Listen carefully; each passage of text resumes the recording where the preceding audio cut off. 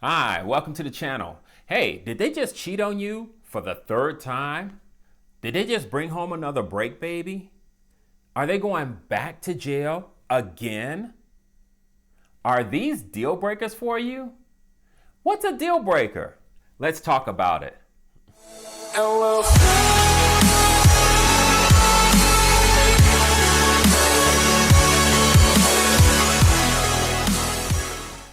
Deal breakers. Deal breakers are behaviors that destroy the relationship, your understanding of the relationship, and or your understanding of your partner. Now, who create deal breakers? Deal breakers are created by everyone. Deal breakers can be as superficial as looks or as deep as someone's philosophy. Deal breakers tell you there's no way you would ever be in a regular, let alone romantic relationship with that person. Once in a relationship, deal breakers initiate an immediate stop. So, deal breakers are a little bit different than red flags. Because with red flags, you can see the red flag, then you need to kind of make a determination. Is this a red flag that I can deal with? Is it a red flag that the person can deal with? Or is it a red flag that tells us to stop? A deal breaker is an immediate stop. A deal breaker is done. The relationship is over. Now, it's important for you to understand your deal breakers because your deal breakers may be different than your partner's deal breakers. In fact, 9 times out of 10, you two will have separate deal breakers. So it's important for you to communicate what your deal breakers are. So you need to figure out the threshold of your tolerance. You need to figure out where your line in the sand is drawn. That if your partner crosses this line, then you're out of there. Now, a good way to figure out what your deal breakers are is that you need to understand that deal breakers are usually the direct opposite of your personal standards. A deal breaker is also a complete failure of an expectation that you have of that person. So in a way, it's kind of easy to figure out what your deal breakers are, but you just need to make sure. So you need to do a mental checklist in your head. The most important part of deal breakers is communicating them to your partner. No one is perfect, and though your partner may not be perfect, maybe they are perfect for you. Communication is the key. So, what are some of the advantages of having deal breakers?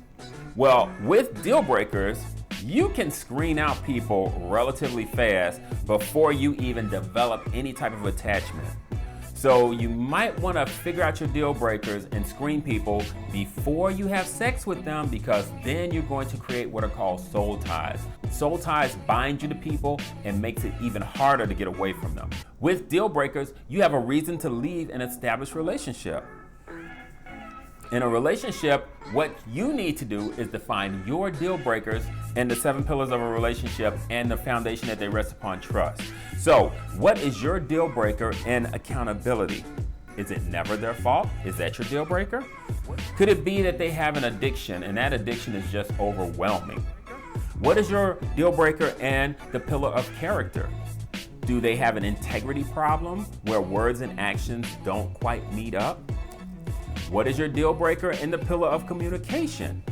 Do you find that you talk circles or they talk circles and the same issues you guys never resolve because you can never communicate effectively? What is your deal breaker in the pillar of love? Is it that they don't speak your love language? That they don't want to learn how to speak your love language? So, could it be that they told you that they had an outside baby while they were with you? What is your deal breaker in the pillar of maturity? Do you find that you two have kind of a parent-child relationship thing going on? You feel like you're raising someone? Maybe you find that your partner is a shopaholic and has 7 charge cards that you didn't know anything about. What is your deal breaker in team dynamics? Do you find that you two aren't evenly yoked? That someone is carrying most of the financial, spiritual, physical, emotional, psychological weight and the other one is just adding to the baggage instead of trying to balance it out? Could it be that they threaten to leave the relationship over and over again?